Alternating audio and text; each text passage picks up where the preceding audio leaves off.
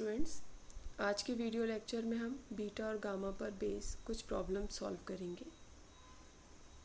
आज की हमारी पहली प्रॉब्लम है, आपको प्रूफ करके बताना है integration limit 0 to 1 bracket 1 minus x to the power n whole power 1 upon n dx equal 1 upon n है ना, ब्रैकेट गामा 1 अपॉन n का whole square upon 2 gamma 2 upon n। ये हमें प्रूफ करना है। अब इसका अपन लेफ्ट हैंड साइड लेकर चलेंगे। ओके, अब इसमें या तो बीटा के फॉर्मूले लगेंगे या गामा के। तो फंक्शन को देखते हुए हमें डिसाइड करना है कि इसमें बीटा के फॉर्मूले लगाना है या फिर गामा। अगर अपन ध्यान दें तो इसमें लिमिट दी हुई है 0 to 1 और बीटा एम एन की डेफिनेशन में आता है 0 to 1 x to the power m minus 1 into 1 minus x to the power n minus 1। तो x की पावर वहाँ क्या होती है, 1 माइनस एक्स में x की पावर 1 होती है। ओके, और यहाँ पर है x to the power n। तो हमें इसमें बीटा की डेफिनेशन तो लगाएंगे, लेकिन अब उसके पहले एक सब्स्टिट्यूशन आपको करना होगा। X to the power n equal sine square theta. देखिए, अगर हमने x की पावर n की जगह साइन स्क्वायर थीटा लिखा तो 1 माइनस साइन स्क्वायर थीटा होता है कॉस स्क्वायर थीटा, राइट।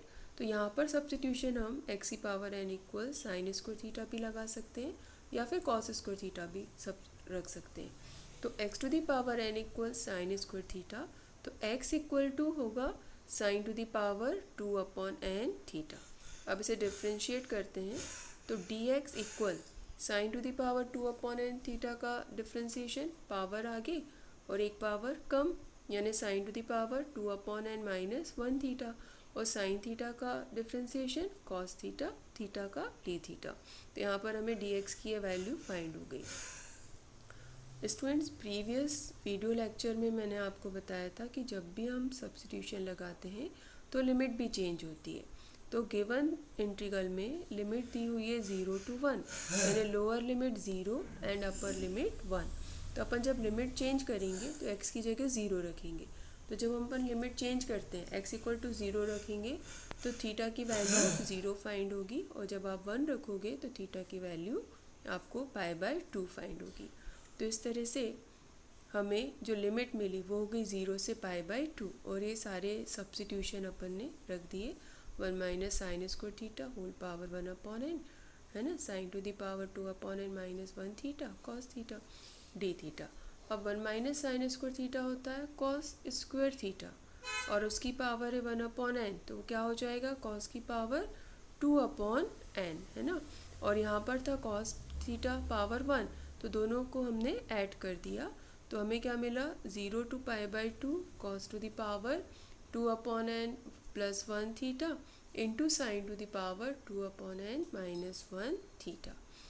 अब इसमें अगर हम बीटा एम एन की डेफिनेशन प्रॉपर्टी को यूज़ करें, बीटा एम एन की प्रॉपर्टीज़ को जब हम यूज़ करेंगे तो हमने बीटा एम एन की एक प्रॉपर्टी पढ़ी थी साइन और कॉस के फॉर्म में, twice 0 to π/2 sine to the power 2m minus 1 theta cos to the power 2n minus 1 theta.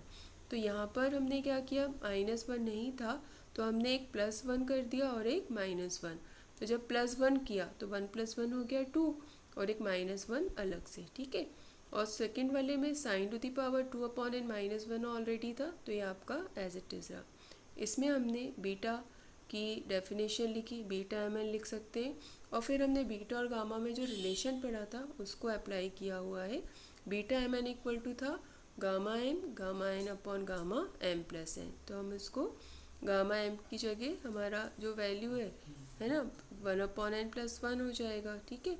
और ये हमने सब्स्टिट्यूट कर दिया इस तरह, और इसको सिंप्लीफाई कर लिया, तो जो गामा 1 अपॉन n प्लस 1 है इसे हम क्या लिख सकते हैं, 1 upon n gamma 1 upon n। तो gamma 1 upon n, gamma 1 upon n को लिख पाएंगे हम गामा 1 अपॉन n का होल स्क्वायर। ओके, तो जो नेक्स्ट हमें फाइंड हुआ सिंप्लीफाई करने के बाद, this one. Okay, now our next question is prove that integral 0 to 1 x to the power m log x whole power n into dx equal -1 to the power n factorial n upon bracket m plus 1 whole power n plus 1। ठीक है, यहाँ पर n is a positive integer, m is greater than -1। अब इसमें ध्यान दें, तो अब इसमें या तो बीटा की डेफिनेशन लगेगी या गामा की, और लिमिट है 0 to 1। तो हर बार जब लिमिट 0 to 1 है तो आपको बीटा में ही कन्वर्ट हो ऐसा ज़रूरी नहीं है। यहाँ पर देखो log x आ रहा है, तो जब अपन सब्स्टिट्यूशन लगा रहे हैं log x इक्वल टू, यहाँ पर मैंने लिखा -t, क्यों लिया वो मैं नेक्स्ट लाइन में बताती हूँ। log x इक्वल -t, तो x इक्वल क्या होगा e to the power -t, जो हमारी गामा की डेफिनेशन होती है या जिसका फॉर्मूला होता है gamma n equal 0 to infinity e to the power -t t to the power n -1। तो e to the power होता है -t, इसलिए हमने यहाँ log x को जो सब्स्टिट्यूट किया वो किया -t। तो log x इक्वल -t, तो x equal e to the power -t। Differentiate करते हैं तो dx equal e to the power -t का डिफ्रेंशिएशन होगा e to the power -t और माइनस आगे। ओके, अब देखिए जब भी सब्स्टिट्यूशन लगाते हैं तो हमारी लिमिट भी चेंज होती है। जब हमारी लिमिट x इक्वल 0 है तो t आपको मिलेगा इन्फिनिटी, और जब upper limit x equal infinity रखते हैं तो t आपको मिल रहा है 0। अब इन सभी को हमने जो हमारा प्रीवियस इक्वेशन थी उसमें जब सब्स्टिट्यूट किया तो इस तरह से एक्सप्रेशन मिला I equal integral limit infinity to 0 e to the power -t whole power m -t whole power n minus e to the power -t dt। अब देखिए इसमें -t की पावर होल पावर n, तो इसे हम अलग अलग लिख सकते हैं -1 to the power 1 -1 to the power n, जो कि कांस्टेंट है तो इंटीग्रल के बाहर लिख दिया हमने। और आपने एक प्रॉपर्टी पढ़ी थी है ना, कि जब अपर लिमिट को लोअर लिमिट और लोअर लिमिट को अपर लिमिट बनाते हैं तो साइन चेंज होता है। यहाँ ऑलरेडी हमारे पास माइनस का साइन है और लिमिट थी हमारी इन्फिनिटी टू 0, तो इसे हमने लिख दिया लिमिट 0 टू इन्फिनिटी।